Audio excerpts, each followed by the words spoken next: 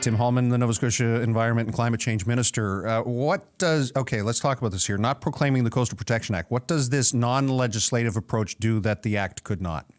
So what this does is it provides a much more comprehensive, flexible approach to coastal action.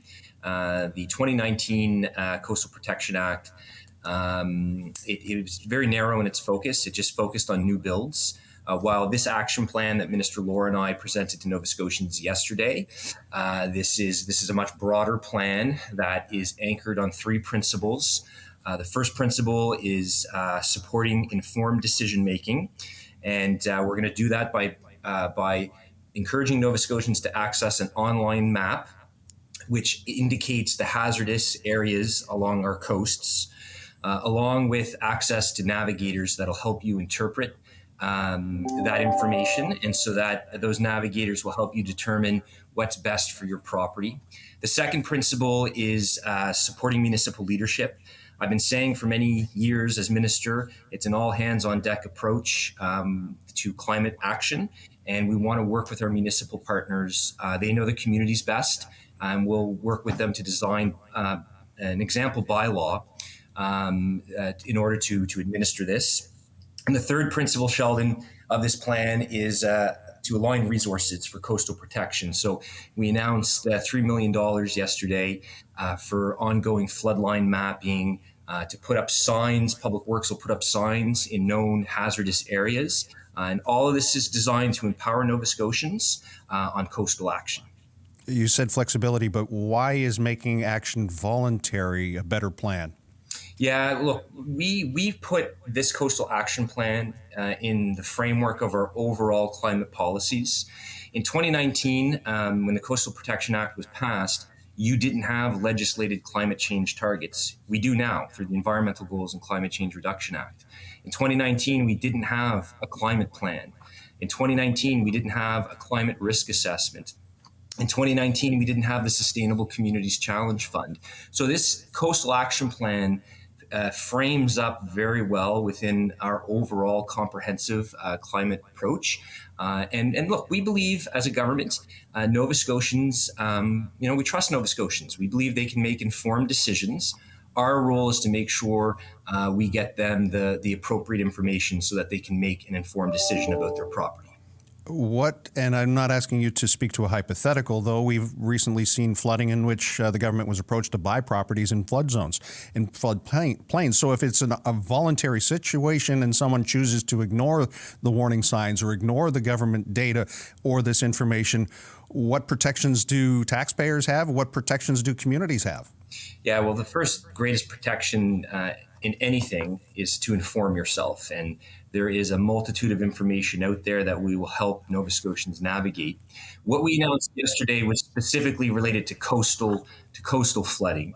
The inland flooding, which we witnessed and many Nova Scotians experienced last spring and summer. Certainly government is working on procedures to deal with the inland flooding. For example, at my department, we've hired a stormwater engineer along with a flood manager that will help the municipalities deal with the inland flooding. But with respect, if it's information, someone choosing to ignore that information or decides to do it anyway, what protection do neighbours have? What's in place to prevent that from happening? Yeah, so what I'd say to that is, Nova Scotians, I think, are very reasonable. They'll make an informed choice for their property. They know what's best for their property. We need to make sure we get them the information to make an informed choice. I think what I'd say to that, Sheldon, is, look, we have very, very strong climate change policies in Nova Scotia, and we encourage residents to make the best informed choice about building on their property. We have a really diverse coastline, 13,000 kilometers of diverse coastline. So what may work for coastal action or coastal protection in Inverness could be very different, say, in Clare and in Argyll. So the bottom line is, we trust Nova Scotians to make an informed choice, and we're giving them the tools to make sure they make an informed choice. And maybe it's an inappropriate analogy, but there are all kinds of different roads from 100 series highways to back lanes, but there's one Motor Vehicle Act, and some may say, why not have a set of rules that apply right across the board?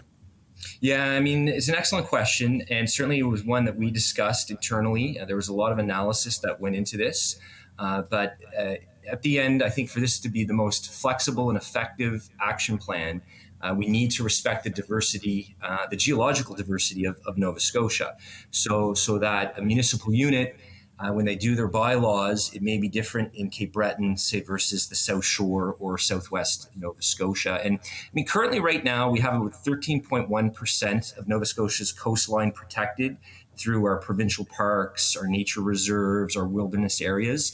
So there's a lot of protection that already exists. And then also, as we advance our 20% land and water conservation target, there'll be much more land and water conserved along the coast. The Federation of Municipalities, Carolyn Bolivar-Getson yesterday said they were disappointed in the shift away from what was a comprehensive and uniform provincial strategy. So how is this plan better? How does it help municipalities? Yeah, so certainly, look, I have the utmost respect for the Nova Scotia Federation of Municipalities, the utmost respect for our councillors, wardens, and mayors.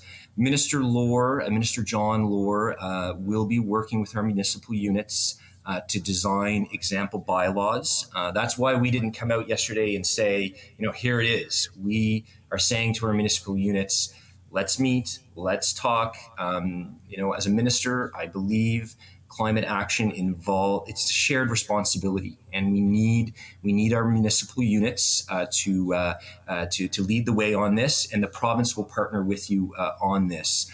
So in many respects, this is the strength of the action plan is that you have a shared responsibility for coastal action with property owners, with the province, and our municipal units. Annapolis Valley is not Halifax, or Annapolis Royal is not Cape Breton Regional Municipality. What supports are there? What financial help will be there to make sure that the rules are appropriate and do what government says this will accomplish? Yeah, so definitely, the third pillar of this plan is to align resources with coastal protection. So we'll be working with our municipal units to do extensive floodline mapping. To the credit of the federal government, they've partnered with us to accomplish that. That information is absolutely key. We have the goal of having the entire province mapped out by 2027 in terms of knowing where all the hazards are for flooding. That is going to be indispensable information.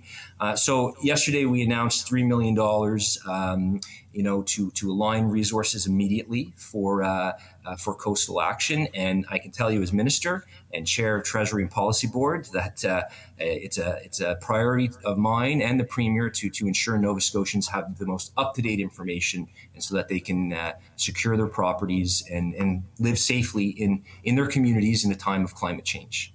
And with all due respect, again, this, we're in a housing crunch. We're talking about building properties, and oceanfront property is not necessarily, affordable and accessible to many.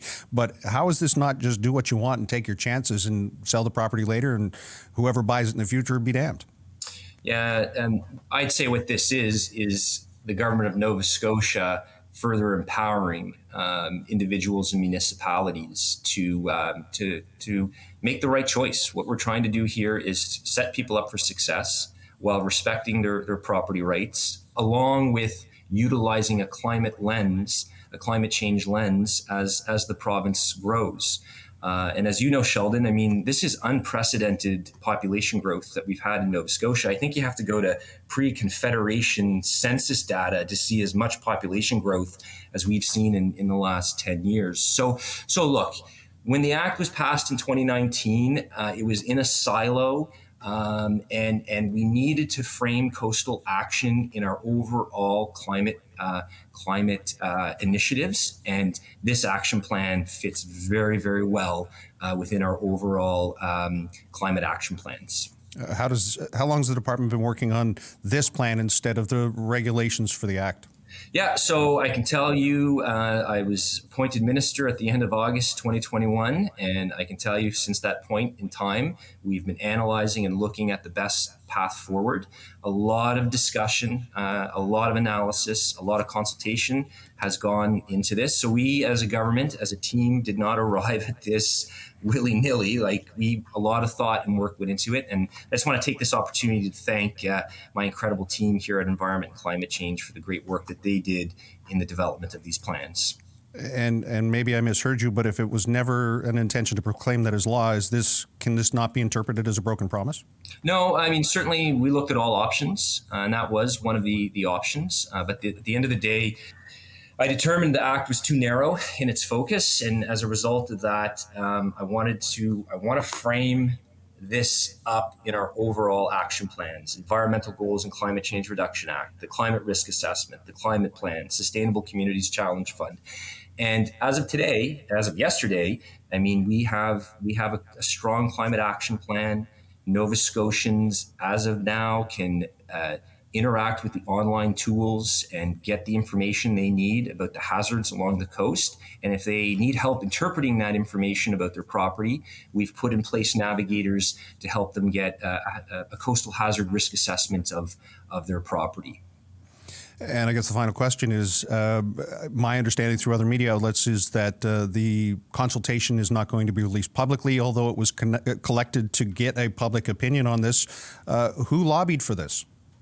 So that round of consultation, the contract is still open. We distributed in that consultation to rack cards, information cards, consultation cards to 40,000 property owners. Our department received a response of 1,070. So we utilized the feedback from that consultation in the development of this action plan. And once the contract is closed on this, we'll have more to say on that consultation. So you're saying it was landowners, but developers as well, who were saying that this should be not the Coastal Protection Act, but this plan instead? What I'm saying is there's a diversity of opinion on that act, and a diversity of opinion on coastal action in general. And I think as a result of all that diverse opinions that are out there, some saying absolutely, proclaim the act, others saying this is not the avenue to go down because it's too narrow in its focus. I believe the action plan strikes a good balance in taking coastal action, but also respecting the rights of property owners in Nova Scotia. Minister Halman, I appreciate your time. Thank you. Thank you, Sheldon. All the best. Take care.